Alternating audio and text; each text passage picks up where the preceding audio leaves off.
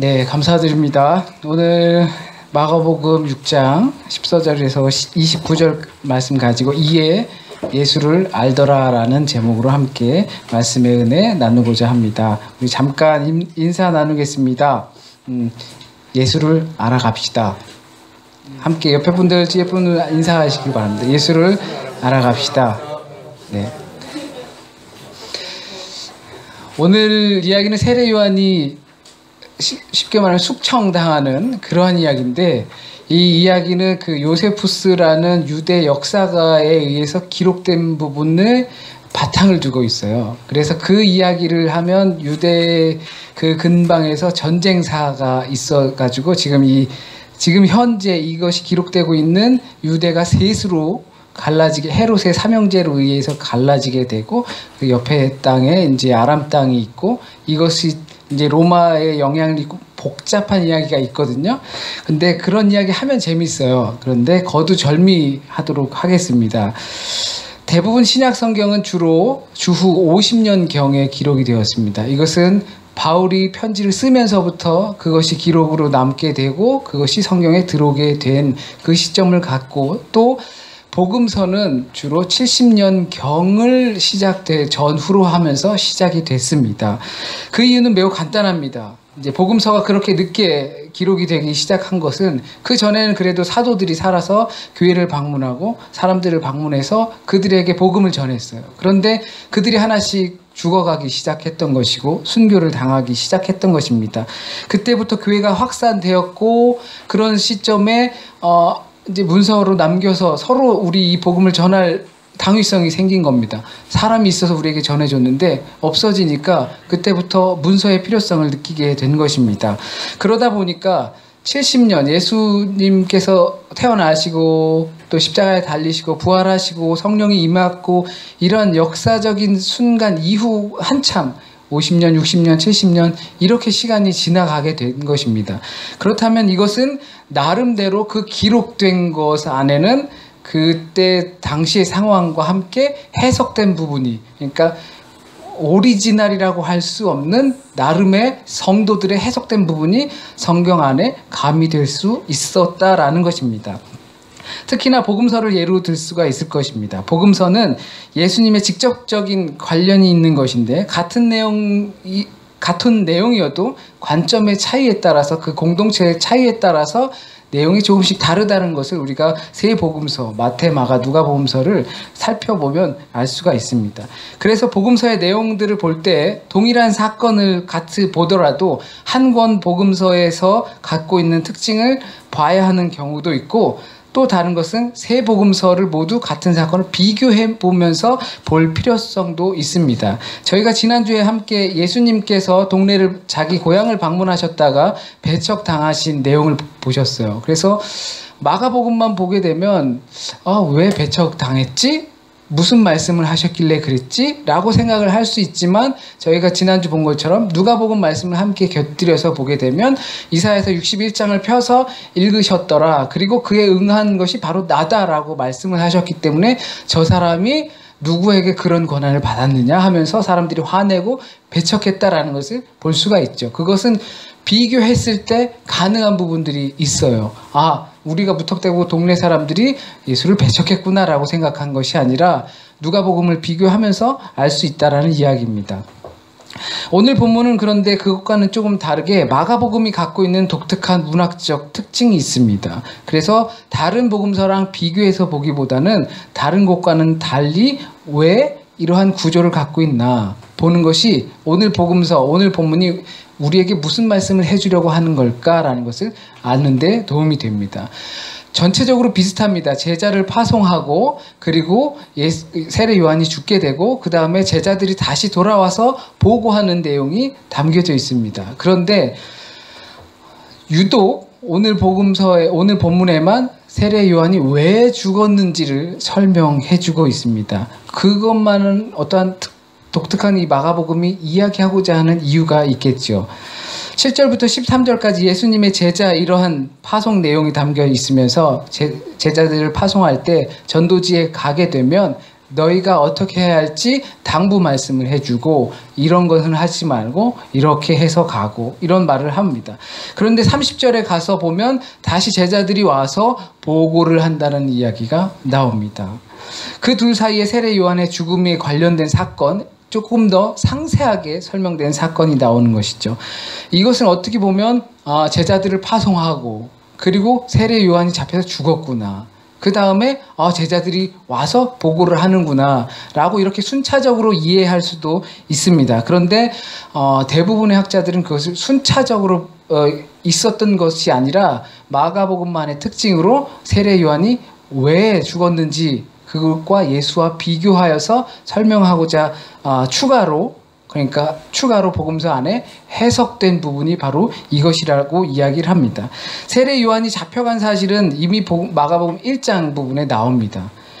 그래서 세례 요한의 죽음 사건을 의도적으로 이 두 사이에 상세하게 설명했다고 이야기를 하는 것입니다. 그리고 그 사건을 상세하게 설명하고 왜 자세하게 설명하는가, 또 왜 우리가 그것을 알아야 하는가, 복음과 무슨 상관이 있는가, 오늘 이 이야기가 이것이 포인트가 될 것입니다. 전에 헤롯이 사적인 문제로 인해서 세례 요한을 죽였는데 동네에 예수의 이름이 드러나기 시작했다고 시작합니다. 오늘 본문에 세례 요한이 다시 살아났나 보다 하면서 헤롯이 무슨 이유로 요한을 죽였는지 조금 설명하고 있습니다. 어떻게 죽였는지 아주 이례적으로 상세하게 설명을 하고 있습니다. 이것은 세례 요한이 살았나 보다, 그럼 세례 요한에게 어떤 일이 있었는지 한번 보자라는 것이죠. 예수께서 복음을 사역을 하고 있는데 세례 요한이 다시 살아났나 봐. 그러면서 세례 요한이 이래서 죽었어. 이렇게 저렇게 해서 설명하는 것입니다. 사람들이 세례 요한이 다시 살아났다고 합니다. 아니면 엘리야라고 합니다. 아니면 선지자 중에 한 사람인가 보다라고 합니다. 이 표현이 갖는 의미가 뭘까요? 예수께서 활동하시는데 세례 요한이 죽었다 다시 살아났나 보다. 부활했나 보다. 아니면 엘리야가 다시 나타났나 보다. 말씀대로. 아니면 어느 선지자 중에 한 사람인가 보다 라고 이러한 이야기가 나는 이유가 무엇입니까? 예수께서 하신 일을 보고 하나님의 아들이구나 라고까지는 이들이 몰라도 적어도 하나님의 사람이구나, 예수가 하나님의 사람이구나 라는 생각은 들었다는 거죠. 엘리야 그리고 세례 요한은 통합적으로 볼 때 하나님의 사람 또는 선지자라고 이야기를 할 수가 있습니다. 이것은 언제부터 이 말이 갖는 의미, 이것은 언제부터 선지자라는 말이 우리에게 회자되고 나왔는가를 보면 이 의미, 사람들이 세례 요한이 살아났나 보구나, 엘리야가 왔나 보구나.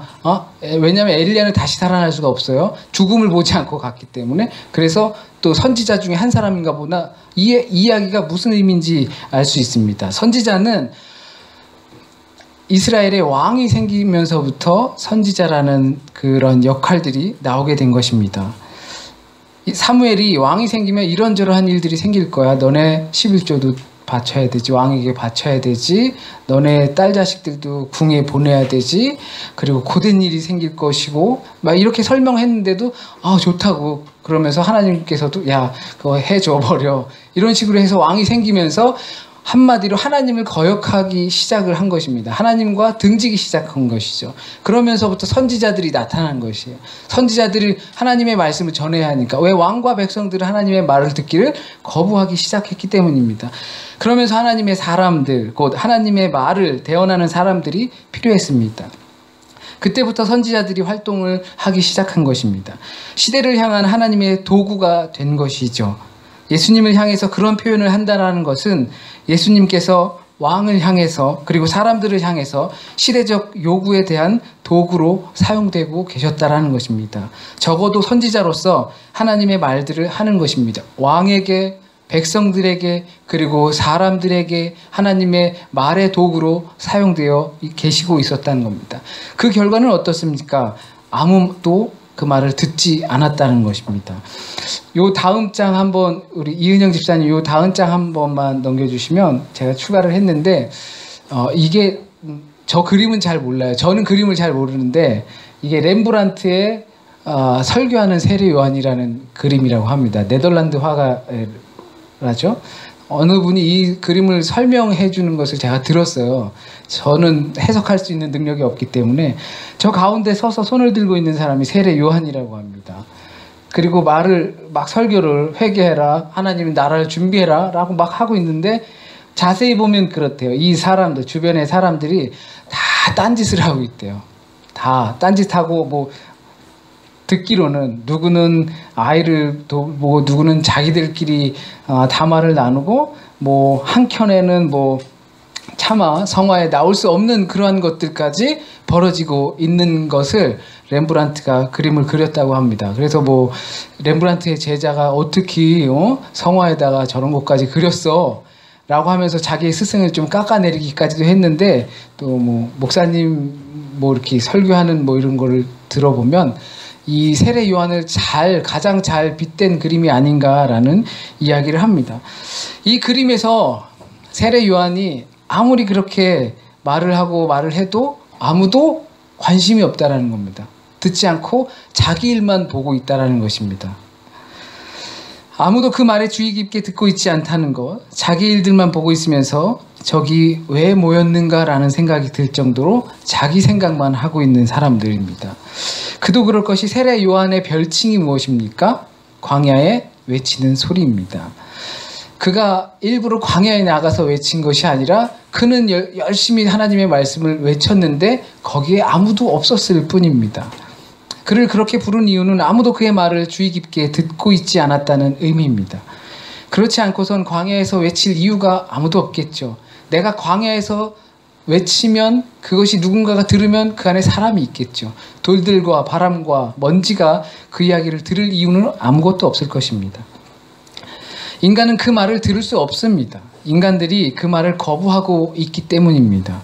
결국엔 선지자라는 것은 듣지 않는 자들과의 싸움인 것입니다. 하나님의 사람이라는 것은, 하나님의 말씀을 대신해서 이 세상에 도구로 사용된다는 사람이라는 것은 그것을 거부하는 사람들과 싸우는 것입니다. 주먹질하는 것이 아니라 그들과의 다툼인 것입니다.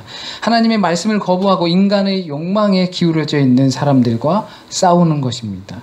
물질 만능주의가 왕의 자리에 올라선 그 욕망과 싸우는 것입니다. 세상은 어차피 진리를 거부할 수밖에 없는 세계라지만, 진리가 모욕당하는 곳이 세상이라고 하지만, 하나님의 말씀 또한 선지자들의 대언은 그런 인간들의 욕망에 휩싸인 본성을 향해 돌을 던지는 것입니다. 그러나 아무도 그 소리에 반응하지 않는다는 것이 가슴 아픈 사실이고, 아무리 그 돌에 우리가 열심히 돌을 던져도 그 돌에 상처받는 사람이 없다는 것이 상처가 되는 겁니다. 그리스도인들마저도 그 돌을 피하려고 한다는 거죠. 열심히 예배에 모이고 뭐 어쩌고 저쩌고 이것저것 하지만 그 돌을 먼저 맞아야 하는 사람들이 우린데, 그들조차도 마치 이 세례 요한이 설교하는데 다 그 자기 일들만 보느라 바쁜 사람들처럼 그 돌을 맞기를 피한다는 것입니다. 표현이 좀 그럴지 모르지만 우리는 여기에 돌 맞으러 모인 것입니다. 우리가 그 돌을 맞고도 아무런 반응이 없는데 어떻게 해서 세상이 우리의 쓴소리에 반응할 수 있겠습니까?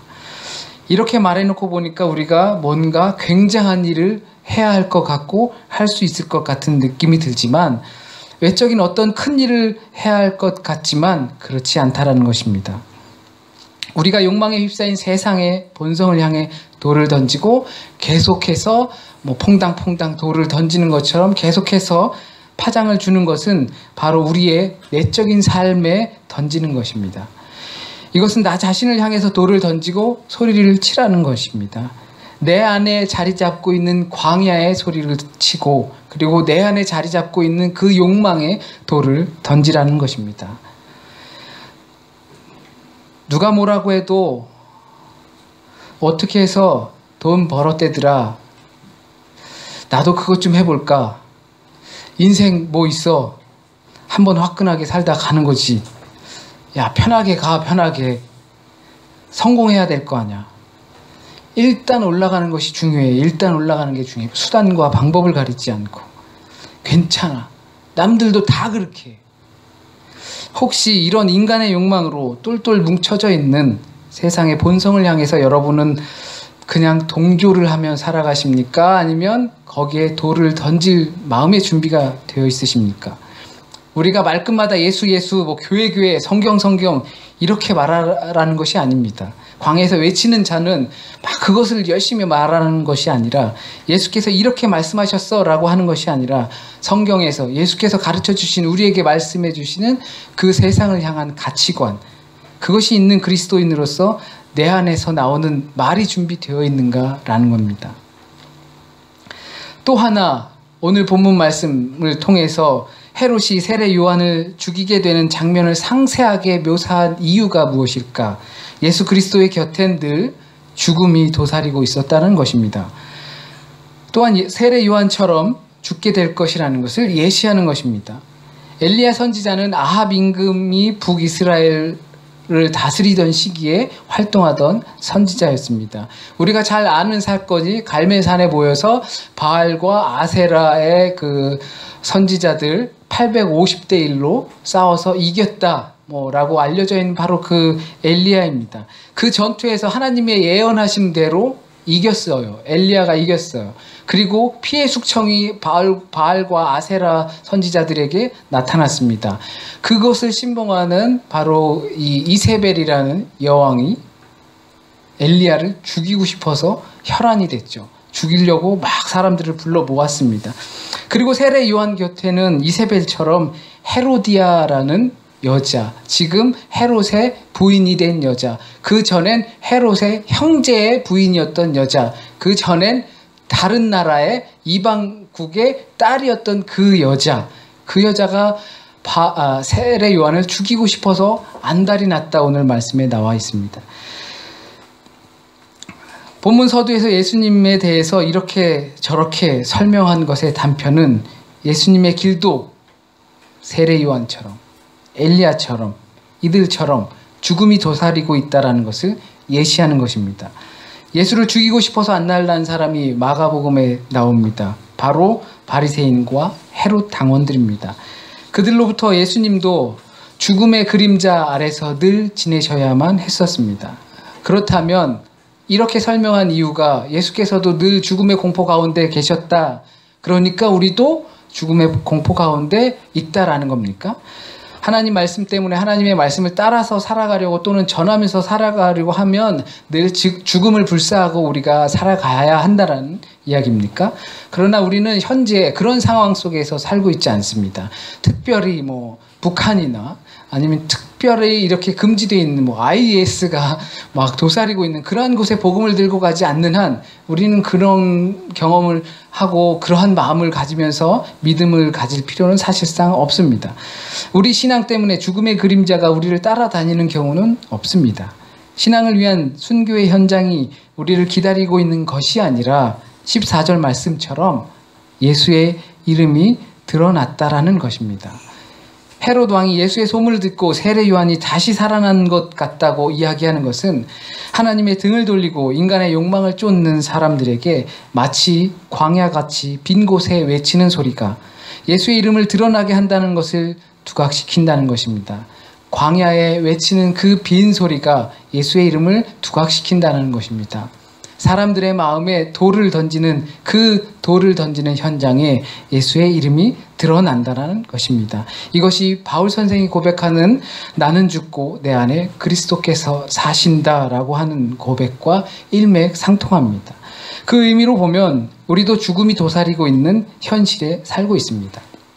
내 욕망에 사망 선고를 해야 하는 것이 바로 우리에게 주어지는 죽음일 것입니다. 성도님들과 이야기를 하다가 한국에선 소위 잘 나간다고 하는 사람들이 정의 실현, 사람들이 올바르게 그리고 정도를 따라서 이런 것들을 이야기하고 그래야 사회가 좋아지고 이러는 것은 알지만 그렇게 하면 우리 가족이 죽는다는 거죠. 그리고 나만 그렇게 해서 그렇게 될 수 없다라는 이야기를 공공연하게 갖고 살면서 알지만 실천하지 않고 살아간다는 것입니다. 그렇다면 보이지 않는 그 죽음 앞에 우리는 내던져진 것이나 마찬가지입니다. 우리의 생명이 끊어지는 그것이 아니라 그러한 욕망들과 싸우는 나, 내 안에 있는 그러한 욕망, 그러한 광야, 그것이 죽어야 하는 것이 우리에게 주어진 죽음의 도살인장이라는 겁니다. 선지자적 사명을 갖고 성경과 예수 그리스도의 가치관을 갖고 광야에 아무도 듣지 않는 곳에, 아무도 관심 없는 곳에 외치는 소리가 된다는 것은 욕망으로 둘러싸여 있는 내가 죽어야지만 가능한 사건입니다. 예수 이름이 드러난다는 것은 곧 우리의 욕망의 죽음을 의미하는 것입니다. 오늘 본문에 헤롯 일가가 나오면서 그에 따른 세례 요한이 죽게 된 설명을 한 것은 헤롯 일가의 문제와 또 헤롯 안디바라고 해서 그 형제입니다. 헤롯 안디바와 로마 아우구스투스와의 관련, 그리고 헤로디아의 모국과 관련 여러 복잡한 이야기도 담겨져 있습니다.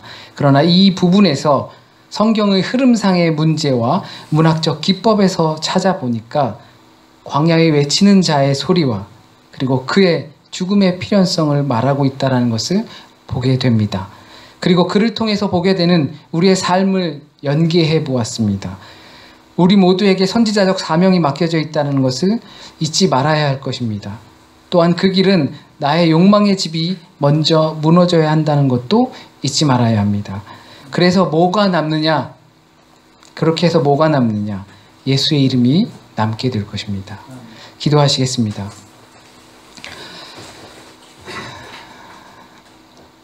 예수 이름을 높이길 원합니다. 그 이름 앞에 나오는 자, 예수의 복이 함께할 줄 믿습니다. 우리도 역시 세상 가치관처럼 욕망하고 또 부정의하고 그저 흘러가는 대로 충분히 흘러갈 수 있습니다. 그러나 주께서 우리에게 말씀해 주시는 것을 확신하고 믿습니다. 광야에서 외치는 자의 소리가 되어라. 우리 욕망의 집을 먼저 부수는 그 돌이 되어라. 다른 사람이 아니라 바로 우리 안에 있는 광야, 그 안에 외치는 자의 소리가 되길 원하고 우리 안에 자리 잡은 그 욕망, 그 욕망의 집이 무너지는 돌이 되길 원합니다.